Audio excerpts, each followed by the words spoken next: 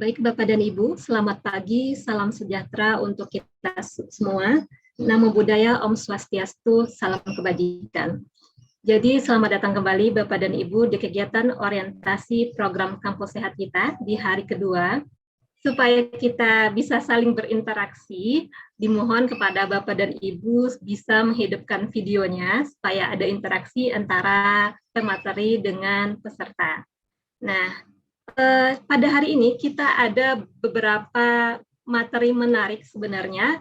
Jadi semoga akan sangat seru sekali dibandingkan hari pertama yang materi kita cuma ada 3. Nah, jadi materi kita pagi ini adalah kesehatan jiwa dan penerapan zero tolerance, khususnya untuk bullying, nafsa, dan alkohol. Materi ini akan disampaikan oleh Bapak Dr. Priyanto Jarmiko, SPKJ. Kepada Bapak Priyanto, kita persilahkan.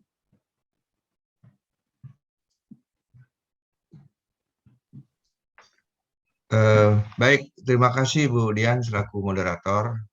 Selamat pagi, salam sejahtera untuk kita semua. Assalamualaikum warahmatullahi wabarakatuh. Pada kesempatan ini mohon izin saya share dulu bahannya. Nanti akan saya kirim ke panitia ya untuk dibagikan kalau perlu.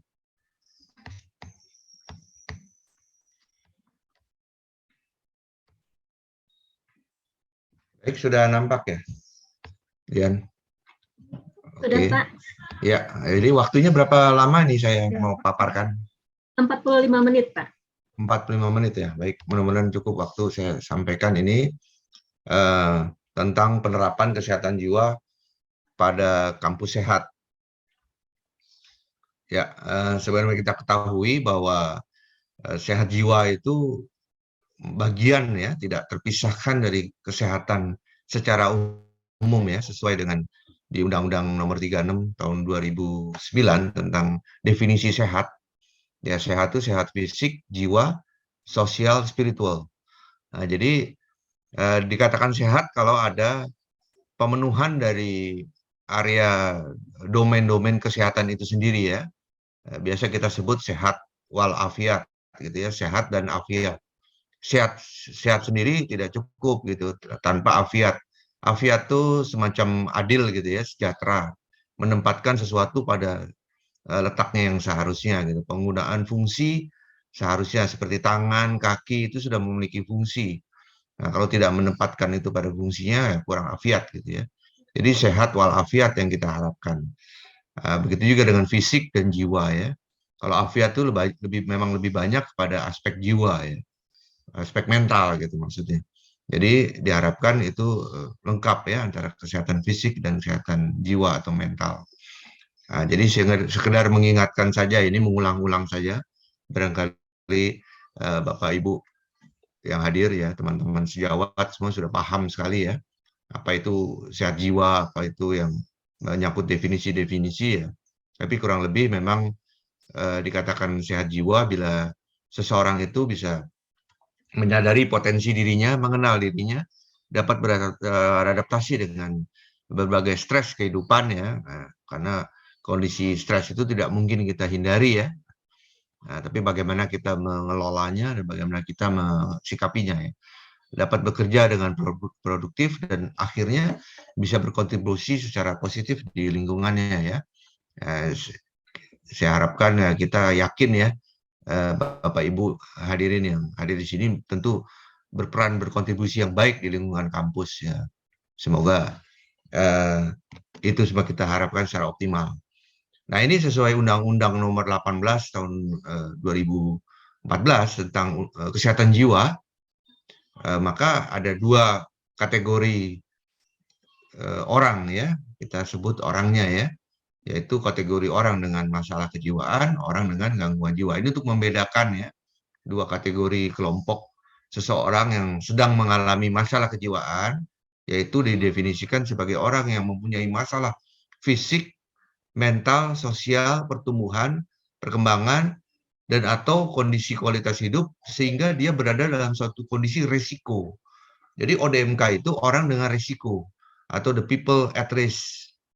Jadi artinya mereka ini belum memenuhi kriteria sebagai seseorang memenuhi kriteria gangguan jiwa. Ya, kami sampai saat ini masih mengacu pada ICD-10 ya untuk diagnosis masalah-masalah gangguan jiwa ya, dari F00 kode F00 sampai F99.0 sekian gitu. Nah, kalau sudah memenuhi salah satu dari kriteria gangguan yang ada di acuan tersebut, ICD-10 atau yang sudah diterima jadi PPDGJ 3, maka dia masuk ke kelompok yang berikutnya, ODGJ. Jadi kalau disebut orang dengan gangguan jiwa adalah mereka yang singkatnya sudah memenuhi kriteria suatu gangguan jiwa. Karena sejauh ini untuk menegakkan diagnosis ya penggolongan gangguan jiwa itu semata-mata dari kriteria diagnosis gitu ya, dari deskriptif gitu, deskriptif fenomenologi diagnostik ya. Ya, jadi seperti itu kira-kira. Kembali lagi ke masalah stres. Jadi stres itu seperti yang tadi sudah disampaikan bahwa stres dalam kehidupan itu suatu keniscayaan yang tidak mungkin kita kita hindari gitu ya. Tinggal bagaimana kita mencikapinya menjadi eustress atau menjadi distress. Kalau ya tapi pada saat tertentu ketika tekanan stres itu terus menerus ya bisa menjadi distress ya. Ada tapi rupanya belum dimasukkan di sini. Ada skala kurvanya gitu ya. Kurva Friedman itu yang melihat itu bagaimana tekanan dengan kekuatan mental. Jadi semakin ke kanan itu stres makin besar, ya lama-lama kekuatan mental juga akan terpengaruh gitu ya. Tapi kalau kita memiliki kematangan pribadi, maturitas, maka kita bisa menyikapi dengan baik gitu ya, menjadi sesuatu yang positif gitu ya. Seorang anggota militer ya, katakanlah TNI, kalau tidak dilatih dengan stressing, dengan keras gitu ya, dibikin stres dia menghadapi situasi sigap, dia akan lemah gitu ya. Jadi pada porsi tertentu stres itu harus bisa bermanfaat gitu ya, dalam porsi-porsi yang terukur gitu maksudnya. Baik, nah kalau kembali ke topik tentang lingkungan di kampus, bagaimana kita mewujudkan satu kampus sehat, dalam hal ini sehat jiwa, maka kita perlu mengenali ya, paling tidak ada beberapa yang perlu kita ketahui ya tentang apa sih penyebab kira-kira. Mungkin Bapak Ibu bisa menambahkan ya, bisa memberikan informasi tambahan lah ya. Silakan ya. Ini hanya gambaran-gambaran umum saja ya. Nah, ini umum di lingkungan pekerjaan juga terjadi ya. Jadi adanya kelebihan, kekurangan beban tugas ya, tidak sesuai dengan bagaimana kita kenal sesuai analisis beban kerja. Barangkali ada beberapa yang ya serba mendadak gitu ya, tekanan waktu dan terutama tekanan waktu dan lingkungan ya, serba mendadak, serba diworo-woro. Tapi kemudian ini bukan menyindir di Kemenkes ya. Ya, jadi undangan kadang-kadang baru muncul ya jam 10 malam gitu ya, besok jam 7 harus hadir. Terlalu banyak rencana ya, banyak ide, tapi kurang fokus mau dikerjakan yang mana dulu. Jadi perlu ada agenda gitu lah kira-kira ya. Pekerjaan dibawa ke rumah. Nah, ini katanya beberapa versi mengatakan pekerjaan itu diselesaikan di tempat kerja, jangan membawa pekerjaan ke rumah. Tapi rasa-rasanya tidak mungkin ya, bertentangan dengan lingkungan, konflik ini maksudnya ya, konflik interpersonal ya. Lalu ada kebijakan kampus ya, ini barangkali ya ada beberapa kebijakan yang kurang mampu diadaptasi ya, maladaptif gitu ya. Jadi pada beberapa individu ini menjadi stresor gitu ya. Lalu adanya hambatan komunikasi ini juga penting ya, apalagi dalam kondisi situasi pandemi yang sekarang masih berlangsung. Kadangkala ada komunikasi itu udah miskomunikasi udah sangat ini ya, sering terjadi lah ya. Jadi sedapat mungkin komunikasi itu bisa optimal. Gitu kira-kira ya. Nah, ini misalnya contoh juga ya, tanda aja ya, gejala atau kondisi yang menunjukkan adanya stres ya, kondisi yang tidak baik gitu di lingkungan kampus. Boleh dikritisi, boleh ditambah, boleh dikurang, boleh menurut situasi di kondisi kampus masing-masing ya. Ini ada misalnya kepuasan kerja yang rendah ya, kinerja menjadi menurun, semangat dan energi menjadi hilang ya, komunikasi jadi tidak lancar, jadi tidak kondusif gitu ya, pengambilan keputusan jadi buruk, kreativitas dan inovasi kurang ya, ya pada tugas-tugas yang yang tidak semestinya malah menjadi tidak baik gitu ya, tidak kurang produktif, bahkan bisa terjadi penyalahgunaan. Ini contoh saja ya, tanda bahwa ada masalah gitu ya, masalah tekanan. Sebenarnya ini berlaku umum ya, di tempat kerja lain juga berlaku, dan ini juga tidak hanya kepada lingkungan kampus pada dosen maupun karyawan maupun komunitasnya ya, sivitas akademiknya. Jadi juga pada mahasiswanya juga ini termasuk terjadinya bullying ya. Jadi salah satu topik yang jadi perhatian beberapa tahun belakangan ya, karena dianggap suatu bentuk kekerasan itu juga bisa menjadi produk dari karena lingkungan yang stres gitu ya.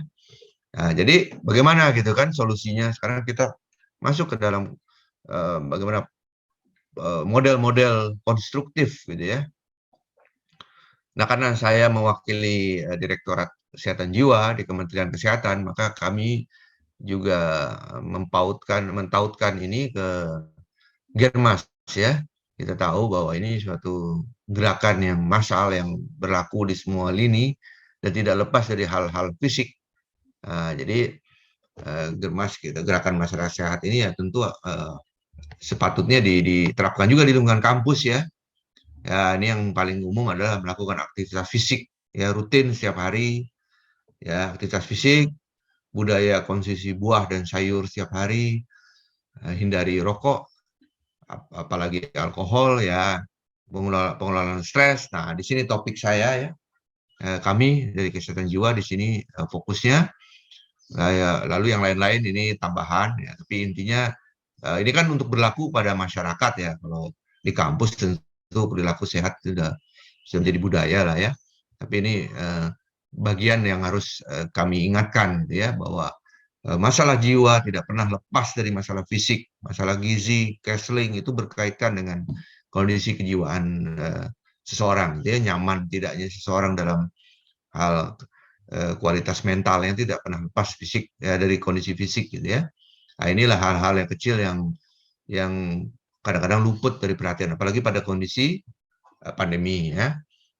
Jadi akhirnya mau tidak mau, suka tidak suka, masalah kesehatan ini menjadi fokus perhatian di masa pandemi ini ya.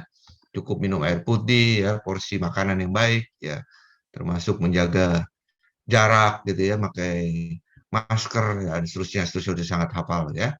Nah, ini ada model mungkin nggak bisa diputar. Ini sebenarnya video ini, mohon maaf Bapak Ibu yang hadir di sini. Sebenarnya ini video nih Mbak Dian nih, cuman saya lupa nggak ke bawah mungkin ininya. Tapi ada linknya karena kita mulai memang dengan promotif ya Mbak Dian. Ya, kalau di Keswa itu kita masuk ke lintas sektor tuh mesti nomor satu advokasi dan promoting gitu ya. Nah, jadi silakan nanti saya kirim ke panitia juga ya linknya, bisa diunduh. Ada link untuk media-media KIE ya, kalau bisa dibantu disebarluaskan di lingkungan kampus Universitas Udayana, kami sangat berterima kasih, bersyukur karena itu membantu upaya promoting kami dalam hal kesehatan jiwa.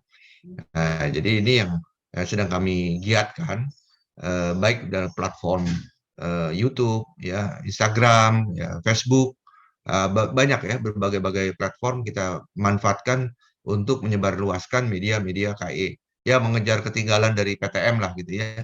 Kalau PTM sudah lebih advance itu. Kalau soal edukasi, informasi, nah, Keswa sedang mengejar itu ya. Oke, baik. Ini kita lihat tadi kita kembali kepada masalah fokus ya, ruang lingkup ya, termasuk di kampus nih, apa sih ya risiko-risiko GME. Nah, ini mohon maaf ya, ada istilah baru lagi nih. Mungkin tidak baru tapi saya perlu ingatkan ya. Nah, ini kita katakan GME ya, gangguan mental emosional. Ini udah gangguan. tapi gangguan yang sifatnya ringan ya. Eh, Kalau orangnya mungkin bisa termasuk ODMK, bisa juga dia sudah ODGJ, gitu. Tapi ODGJ ringan gitu ya. ODGJ itu tidak hanya berarti gangguan jiwa berat ya, yang sampai heboh gitu, tapi bisa termasuk seperti tadi saya sampaikan ya, memenuhi kriteria diagnosis. Jadi GME ini biasanya berkaitan dengan masalah penyakit-penyakit kronis fisik.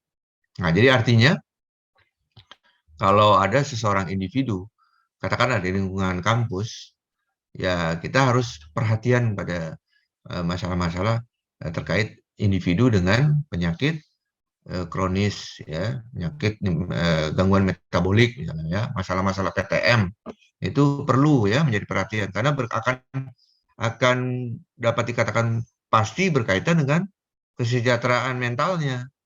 Pasti kondisi kesehatan jiwa yang bersangkutan terpengaruh gitu ya. Mesti mudah dipahami ini ya. Karena itu memang berkaitan sekali ya. Jadi itu ya.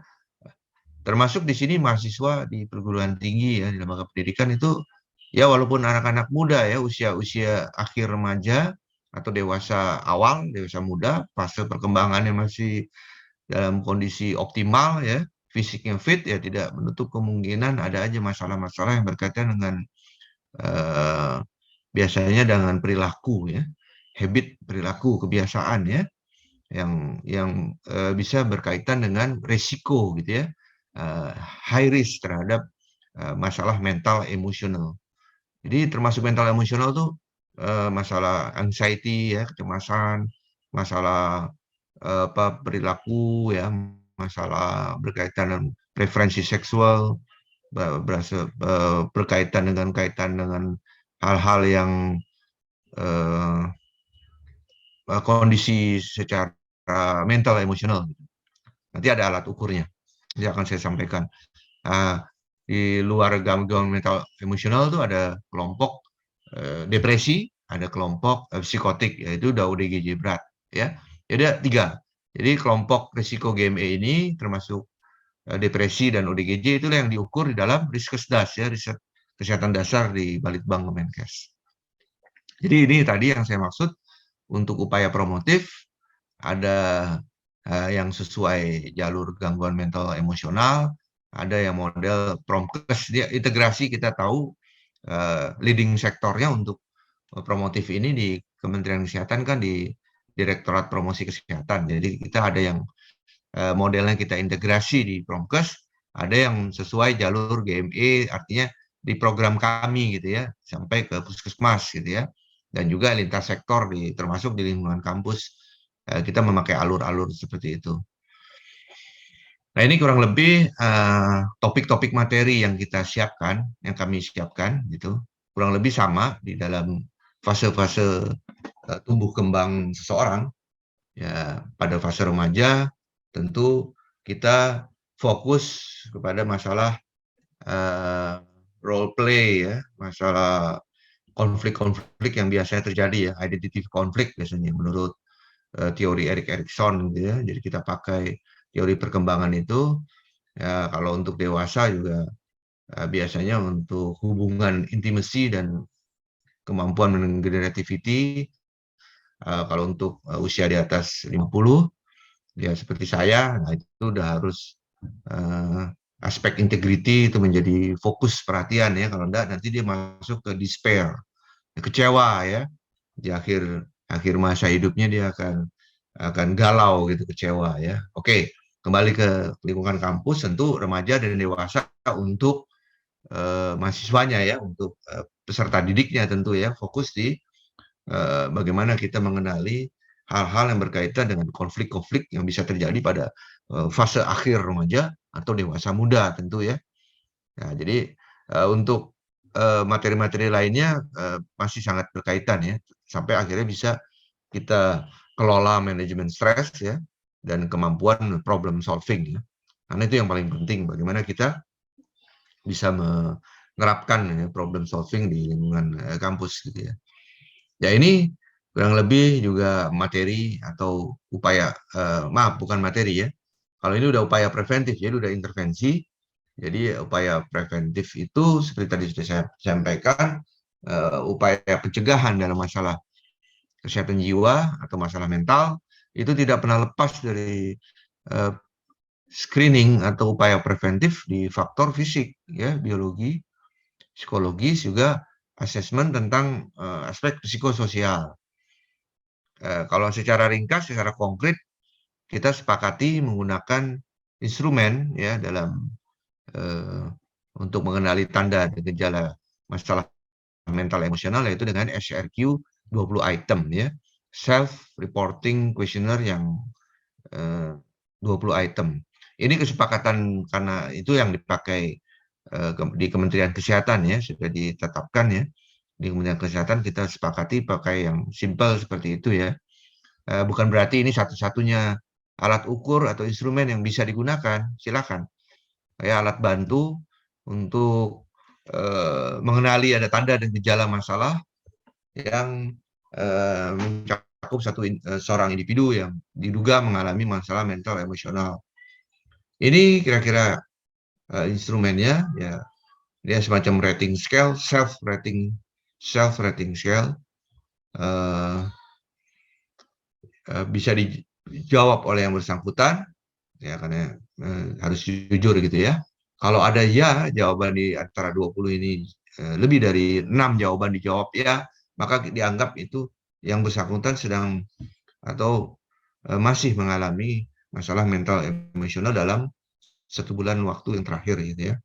Nah, jadi ini bukan alat diagnostik, alat tuh pengenalan aja untuk tanda mendetek, gitu, ya, early detection, dan untuk lebih lanjut, ya, bisa masuk ke dalam alur penapisan kasus, gitu, ya. Jadi ini hanya gambaran umum, ya, bisa variatif untuk masing-masing situasi, kondisi, dan sarana prasarana yang ada.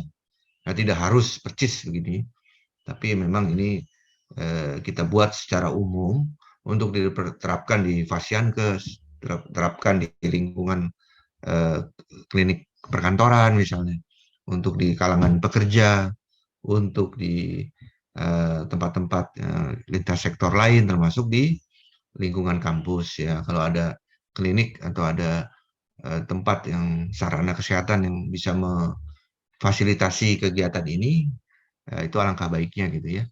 Nah, jadi misalnya ada klien atau individu yang datang dengan keluhan fisik, itu bisa jadi ada masalah-masalah mental atau kesehatan jiwa yang berkaitan, yang menyertai kondisi masalah fisik tersebut. Nah, ini yang saya maksud dengan integrasi, ya, termasuk dengan program PTM, ya. Nah, jadi kalau memang dia adalah fisik murni, memang dia semata-mata karena atau ya murni penyakit fisik, ya, tanpa ada ikutan gejala berkaitan dengan mental, ya, berarti penanganannya secara fisik. Tapi bisa juga dijumpai sudah diobati masalah fisiknya, lalu di screening misalnya, diduga ada stresor psikologik dalam rentang waktu tertentu berkaitan dengan pemberatan misalnya, menjadi lebih berat gitu gejala fisik yang dialami misalnya. Nah, ini yang kita sebut suatu kondisi psikologik yang bisa mempengaruhi kondisi medis umum, ya. Seperti masalah nyeri, gitu, ya. Kita tahu masalah nyeri itu memang fisik, ya, ada basic fisiknya.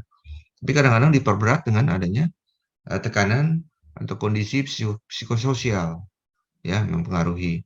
Jadi kalau dia berada di lingkungan yang kurang kondusif, sensasi rasa nyerinya akan menjadi meningkat. Nah, ini akan perlu wawancara lebih lanjut. Tapi bisa juga berulang-ulang ada keluhan fisik, gitu, ya. Sering dijumpai di layanan kesehatan di fasiankes nih, ya, berulang, gitu, ya, sakit, keluhan berbagai-bagai. Kita bisa katakan kalau di dalam ruang lingkup psikiatri namanya somatisasi, gitu, ya. Masalah gangguan somatisasi itu minimal ada 4, ya, gejala-gejala yang meliputi, ya. Lalu ada ansietas yang nyata, gitu, kecemasan, ya, atau bahkan ada gambaran depresi, ya, dalam pemeriksaan penapisan ya dijumpai tanda gejala depresi. Nah, ini perlu dirujuk lebih lanjut ke pemeriksaan psikiatrik yang mungkin lebih eh, lebih khusus gitu ya, spesialisasi untuk psikiatrinya mungkin bisa daya gunakan untuk sampai kepada treatment yang tepat gitu. Untuk penemuan kasus juga, ini tadi penapisan, penemuan kasus adalah ketika ditemukan maka tentu menjadi golden standard adalah wawancara ya, wawancara. Ini karena slide ini umum gitu ya, jadi di sini menyakup juga untuk tindakan rujukan gitu. Jadi setelah dilakukan deteksi dini ya dengan alat bantu interview dengan rating scale, self rating questionnaire,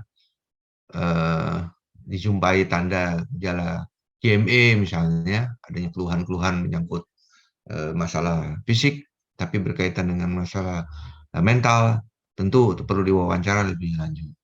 Bila ada kemampuan, ada dokter lah katakan ya, yang sudah terlatih untuk melakukan wawancara, dia bisa menentukan adanya masalah kejiwaan, baik itu ringan, sedang, berat, bisa dilakukan pengambilan tindakan, ya apakah itu konseling ya atau pemberian treatment awal gitu ya, atau dirujuk gitu ya, dilakukan upaya rujukan ke Fasiankes ya, baik yang primer sampai yang ke rujukan lanjut ya, tingkat lanjut ya, yang sekunder maupun tersier. Tapi yang paling penting sini yang perlu diingatkan adalah pencatatan pelaporan ini menjadi bagian yang tidak terpisahkan ya dalam rujukan tersebut. Ya, itu diharapkan bisa dilakukan ya, bisa dibuat pencatatan pelaporan tersebut.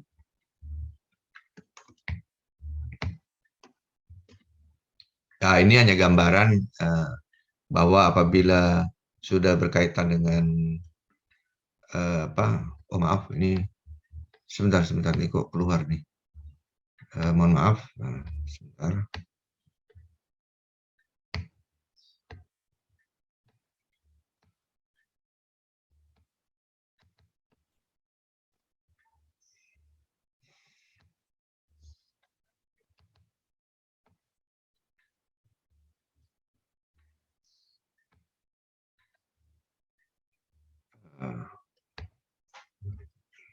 Masih nampak ya slide saya ya, Bu Dian? Slide-nya kelihatan, Pak. Tapi nggak bergerak ya. Mohon maaf nih, saya nggak ada kelihatan, Pak. Oh baik, terima kasih Pak. Cuman nih kayaknya saya harus saya kembali nih, ada sedikit teknis tadi salah pencet atau apa nih kok macet. Mungkin di stop screen dulu, Pak. Oke, baik, makasih. Nanti diulang lagi. Ya, baik. Saya ulang ya, mohon izin, mohon maaf, ada kendala. Sampai sini ya. Ya, nampak ya? Oke. Ya, Pak. Jadi ini gambaran, kalau idealnya tuh di sini kan ya. Apabila kita sudah deteksi secara dini, bisa kita dapati kondisi akut. Nah, tentu kita harus treatment yang adekuat gitu ya, optimal di sini. Jangan sampai dia berlanjut menjadi kronis. Tentu ini hanya gambaran saja betapa pentingnya ketika kita mampu mendeteksi secara akurat, early detection, lalu memberikan treatment yang tepat gitu. Karena ini menyangkut masalah gangguan jiwa kan. Memang bisa remisi, apapun bentuk gangguan jiwa ya. Sebenarnya itu dia masuk kategori chronic relapsing disease gitu ya, penyakit kronis yang kambuh-kambuhan gitu ya. Tidak ada bedanya dengan penyakit-penyakit atau gangguan metabolik misalnya ya, berlangsung terus gitu ya. Memang remisi, tapi remisi itu bukan berarti lepas dari pemantauan terapinya gitu. Karena kalau belum recovery, recovery itu bisa dari pengobatan, bisa dari rehabilitasi, itu dia masih bisa menjadi kambuh kembali. Nah, kalau sampai belum mencari recovery tapi dia terus lengah gitu ya, tidak terpantau treatmentnya, dia masuk ke dalam chronic disease gitu ya, chronic relapsing disease gitu, masuk ke dalam gangguan yang sifatnya kronis, kambuh-kambuhan terus begitu. Lama-lama produktivitas dan quality of life-nya turun. Nah, itu udah masuk ke ya jangan sampai gitu ya, udah masuk ke area Kemensos nanti ya. Perlu direhabilitasi jangka panjang. Jadi bicara tentang output dari kesehatan jiwa memang adalah kualitas hidup. Apa ukuran kualitas hidup? Kemampuan mandiri dan produktif gitu ya. Memang itu menjadi ukuran penilaian pengukuran kualitas jiwa seseorang. Nah, saat ini kita masih dalam situasi pandemik ya, jadi tidak bisa lepas gitu ya dari kondisi ini. Kebetulan saya ini presentasi dari rumah, jadi saya tidak pakai masker gitu. Tapi saya perlu sampaikan di sini bahwa ada penelitian dari Litbangkes dan IPK itu Ikatan Psikologi Klinik Indonesia, juga dari perhimpunan kami ya PDSKJI, juga ada web base untuk survei gitu. Kurang lebih gambarannya seperti ini ya. Pada populasi umum ya, angka-angka yang didapat di Indonesia maupun di luar negeri tidak jauh beda ya. Ya, mungkin ada beberapa beda mungkin karena berkaitan dengan alat ukur ya, berkaitan dengan metode ya, berkaitan dengan model-model atau jumlah sampel, itu tentu sangat berpengaruh ya. Kalau orang dengan COVID ya kita tahu lah ya, tapi seberapa besar kan gitu yang ingin kita ketahui. Untuk GME ya, anxiety itu ya sekitar besar ya 35. Sedangkan untuk depresi kurang lebih 15% ya. Apa yang terjadi pada pekerja healthcare worker yang pada tenaga kesehatan maksudnya, yang bekerja di area penanganan COVID tentu ya, itu lebih tinggi lagi ternyata ya. Bahkan depresinya itu tinggi ya, cukup tinggi di luar negeri ya. Di Indonesia juga cukup tinggi nih. Ya, melebihi angka Riskesdas ya. Cukup tinggi ya. Jadi memang distress psikologi ini jelas terjadi ya. Nah, ini tidak menutup kemungkinan juga bisa terjadi atau berlangsung di lingkungan kampus kan. Jadi artinya saya sampaikan ini untuk kita sama-sama aware, sama-sama saling mengingatkan bahwa ya kondisi saat ini tidak mungkin tidak gitu ya, bisa menjadi stresor bagi lingkungan tempat kerja kita ya, termasuk lingkungan kampus ini ya. Ini yang kami adopsi dari Interagency Standing Committee tentang Mental Health and Psychosocial Support Program. Kita adopsi menjadi dukungan kesehatan jiwa dan psikososial. Sudah 1,5 tahun ini kita aktifkan ya model-model dukungan kesehatan jiwa dan psikososial, termasuk untuk lingkungan kampus. Bapak Ibu hadirin yang terhormat, bisa bekerja sama atau menghubungi pihak dinas kesehatan di provinsi ya, dalam hal ini provinsi Bali ya, atau mungkin ada teman-teman kami ya, katakanlah di departemen psikiatri gitu yang paham benar dan sudah eksis ya, sudah ikut mendukung kegiatan ini, karena kami di Kementerian Kesehatan khususnya di Direktorat Kesehatan Jiwa pasti kita melibatkan teman-teman profesi ya, teman-teman akademik dari kampus ya, baik itu psikiatri, psikologi ya, peksosnya ya, itu kita kalau untuk kesehatan jiwa anak remaja kita libatkan juga dari IDAI ya, dokter anaknya ya, untuk bersama-sama kita lakukan model-model pentahapan intervensi ya. Jadi sini ada piramida intervensi nih maksudnya ya, ada piramida layanan. Yang paling ideal tentu layanan itu ada di pondasi piramida ini ya.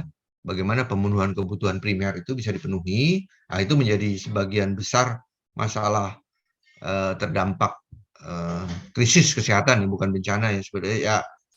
Kalau bisa dikatakan bencana ya bencana gitu ya, tapi pada prinsipnya ini adalah suatu krisis kesehatan, kondisi kesehatan yang bisa teratasi sebagian besar masalahnya adalah dengan pemenuhan kebutuhan dasar dan rasa aman. Sebenarnya itu ya. Masalah jiwa itu tidak lepas dari kebutuhan dasar yang dipenuhi dan rasa aman yang terlindungi gitu ya, bisa membuat orang itu menjadi lebih uh, secure gitu ya, lebih aman gitu ya. Nah, itu udah menjadi hal mendasar. Tapi bisa saja masalah psikososial dan stres itu terus-menerus berlangsung, juga perlu intervensi khusus dari teman-teman psikologi ya, teman-teman pekerja sosial, perawat jiwa ya, teman-teman semua lintas sektor dan profesi lah ya. Teman-teman itu bisa menerapkan apa yang disebut psychological first aid ya, PFH. Dalam DKJPS ini, PFA ini bisa menjadi bagian yang tak terpisahkan untuk intervensi di komunitas ya. Nah, alangkah baiknya kalau di lingkungan kampus gitu ya, ada yang berbasis P3K untuk psychological first aid, ini untuk alarm system ya, model-model psychological first aid bagi mereka yang barangkali memerlukan intervensi krisis yang segera gitu ya. Tapi kalau persoalan kesehatan mentalnya sudah taraf sedang, sudah perlu mendapatkan layanan lebih gitu ya, khusus perhatian lebih, tentu ini udah ke profesi gitu ya, udah ke tingkat profesi. Kalau sampai sini bisa diaplikasi, bisa dilatih gitu ya kepada lintas pekerja atau lintas profesi gitu ya, tidak harus di tenaga kesehatan. Nah, kalau udah lebih lanjut mengalami gangguan, terdiagnosis ada perlu dirujuk, tentu udah spesialisasi gitu, spesialis khusus ya untuk penanganan itu.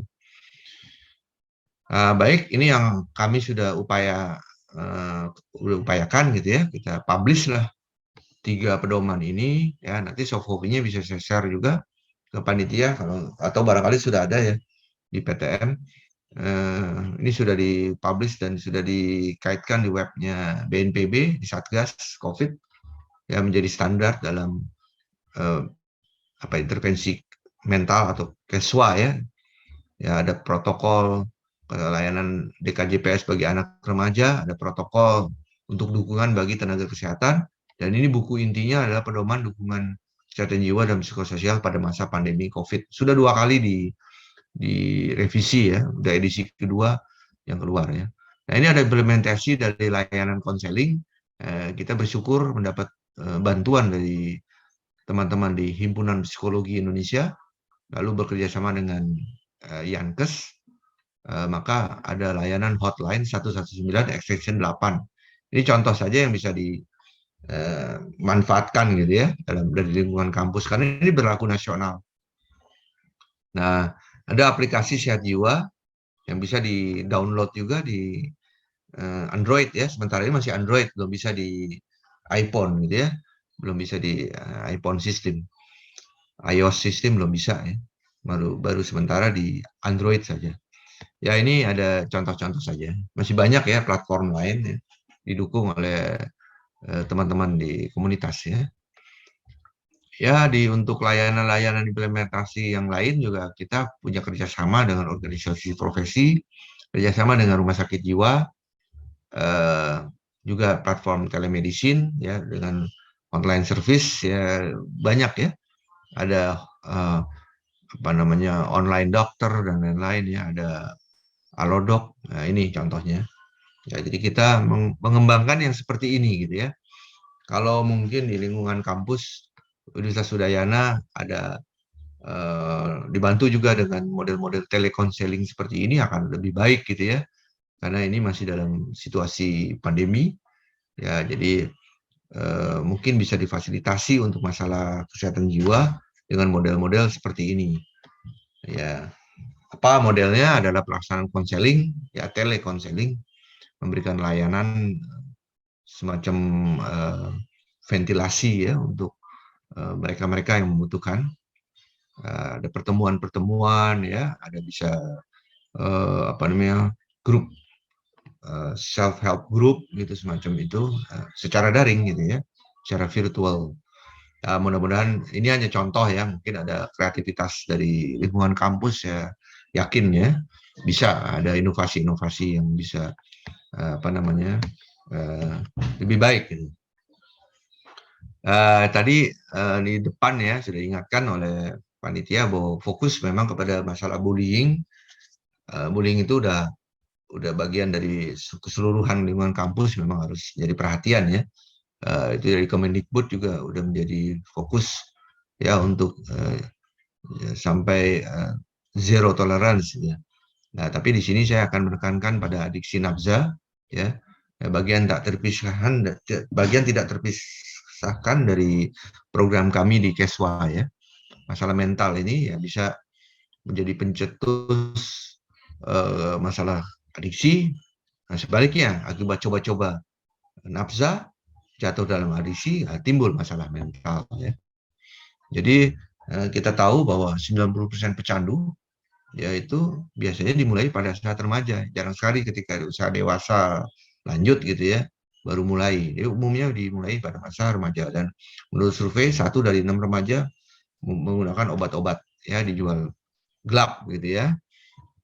Dan 6% dari orang tua ya, yang hanya 6% yang maksudnya mengetahui bahwa anaknya memang ternyata menyalahgunakan ya nafza ya. Sebagian besar tidak paham atau tidak ketahui ya. Nah, apa perilaku yang menjadi resiko gitu ya, atau sebaliknya yang bisa menjadi protektif untuk terlindung dari masalah nafza ini. Ya, ini ada beberapa faktor risiko yang bisa dikenali, tidak hanya ini. Ini hanya contoh yang bisa kami sampaikan gitu ya. Di ruang lingkup individu ya, keluarga, sibling ya, peer group, atau teman sebaya, atau di lingkungan sekolah atau kampus, bahkan di komunitas yang lebih luas gitu ya. Ada faktor-faktor yang bisa mempengaruhi. Biasa kita harus mengidentifikasi faktor risiko dan faktor protektifnya apa gitu. Nah, jadi dari lingkungan kampus ya, untuk mewujudkan kampus sehat tentu ada kebutuhan untuk proaktif mengenali apa sih faktor-faktor risiko yang bisa memungkinkan terjadinya penyalahgunaan nafza gitu ya, atau apa kira-kira yang harus kuatkan dalam hal protektif ya, supaya jangan terjadi. Nah, ini kita tahu secara umum bahwa nafza itu ada 2 kelompok besar ya. Kelompok yang sifatnya mendepression sistem kerja saraf pusat ya, mendepresi gitu ya, merelaksasi ya. Contohnya seperti benzodiazepin ya. Ya, dia mengaktifasi neurotransmitter GABA sehingga menjadi rileks ya, tapi menyebabkan adiksi ya. Ganja, kanabis ya, tetrahidrokannabinol itu zat yang bisa menyebabkan depression ya, menjadi rileks, tenang. Tapi juga dia masuk golongan tengah-tengah ya, maksudnya golongan tengah antara depression dengan stimulan. Alkohol juga gitu. Sebenarnya di satu sisi alkohol itu menjadi depresan, tapi sisi lain dia bisa menjadi stimulan juga.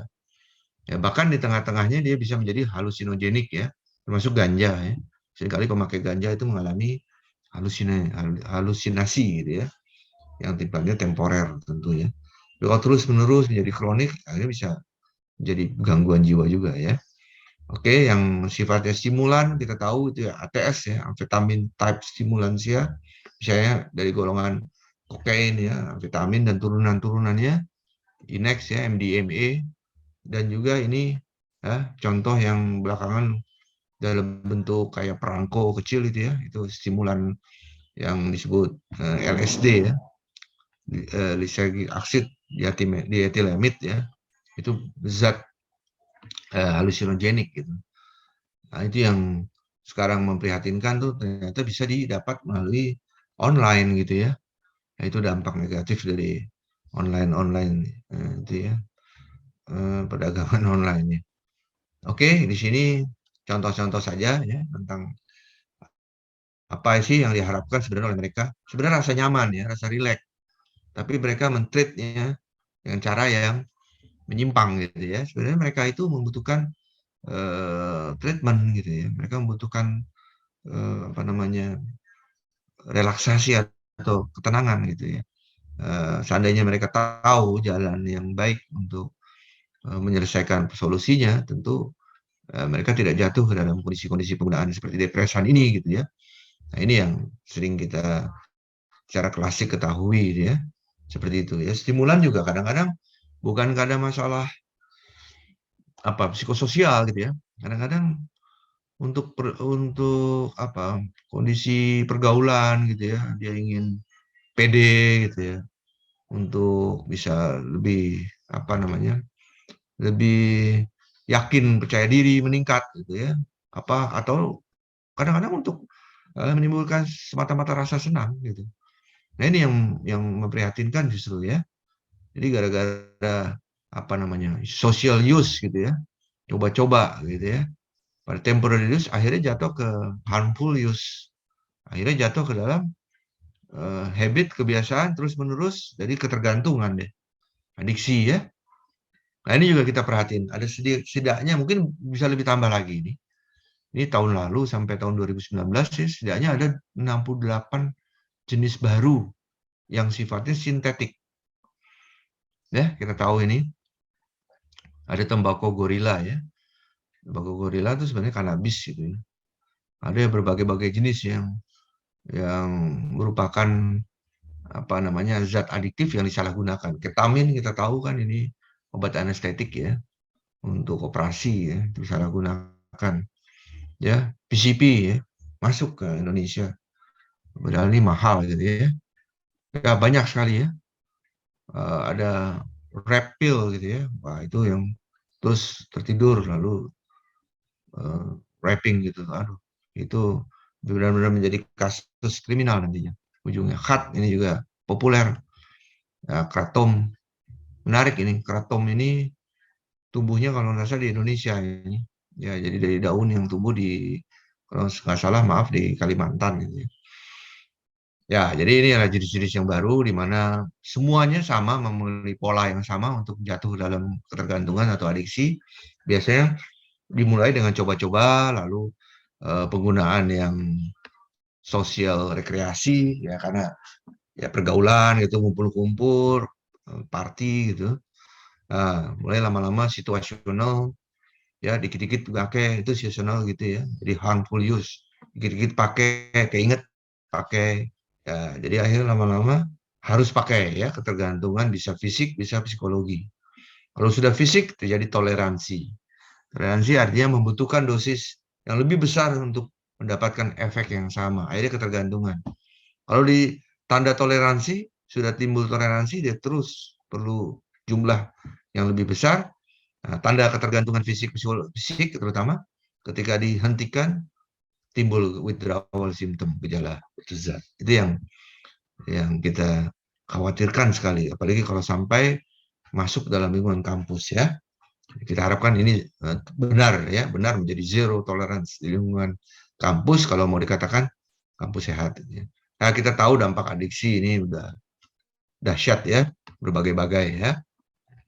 Semua ya, dari masalah fisik, sosial, komorbiditas ya, atau artinya berkaitan dengan gangguan jiwa, masalah-masalah psikologik ya, bahkan ke dampak akademik untuk di lingkungan kampus ya.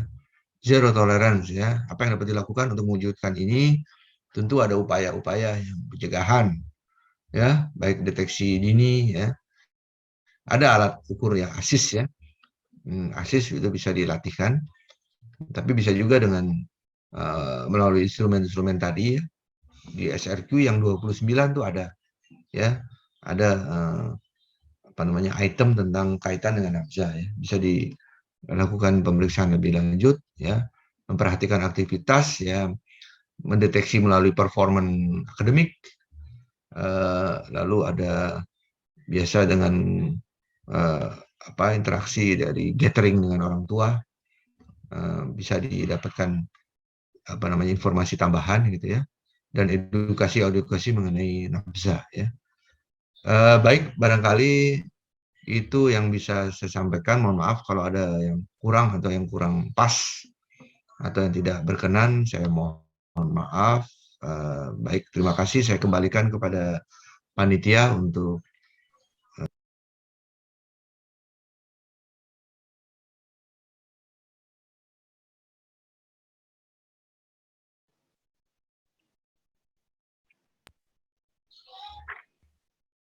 Baik, terima kasih Pak Prianto atas paparannya yang luar biasa.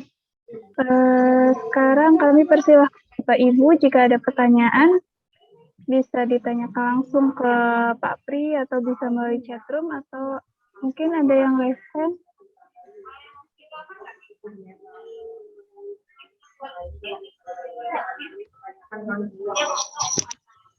Silakan Bapak Ibu jika ada pertanyaan.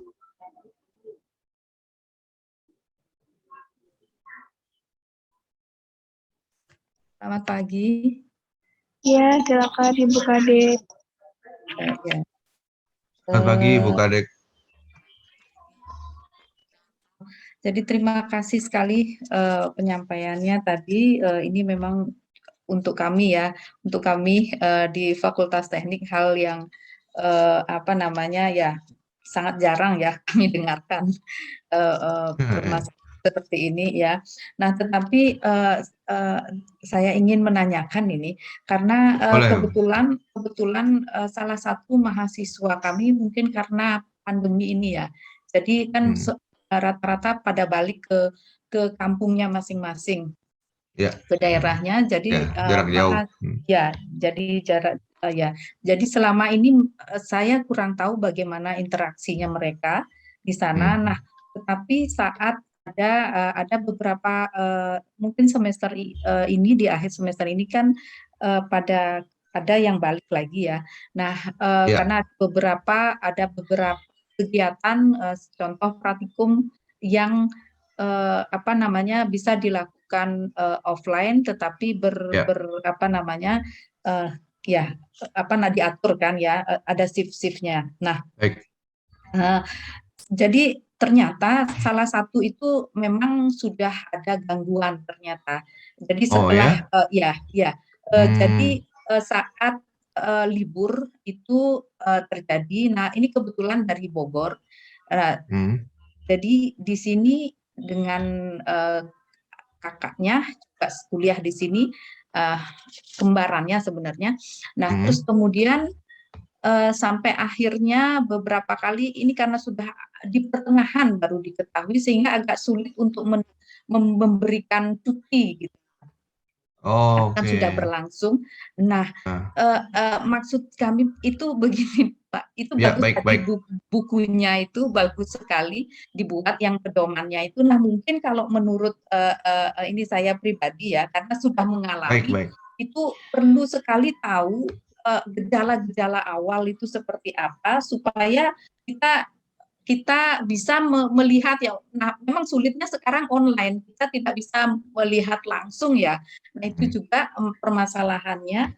Nah, tetapi untuk seterusnya mungkin bisa seperti dibuatkan buku panduan atau pedoman, mungkin tadi kan sudah ada ya yang dibuatkan itu, tetapi mungkin untuk kondisi khusus mahasiswa, tidak hanya masalah emosi yang ini, tetapi kondisi khusus mungkin yang mungkin dari pengalaman sekian dosen ya bisa memberikan mungkin masukannya bahwa ada kondisi khusus mahasiswa. Nah, itu mungkin kita diberikan buku pedoman penanganan awal kalau kita ini. Paham. Nah, sekarang ini memang sudah ditreatment sama keluarganya, jadi dibawa ke Bogor lagi, ibunya sudah juga datang khusus ya. Jadi kita sudah komunikasi ya, sudah pernah ke banyak ke rumah sakit jiwa juga. Terus sekarang di Bogor ada Marzuki Mahdi di Bogor ya, sekarang sedang di Bogor.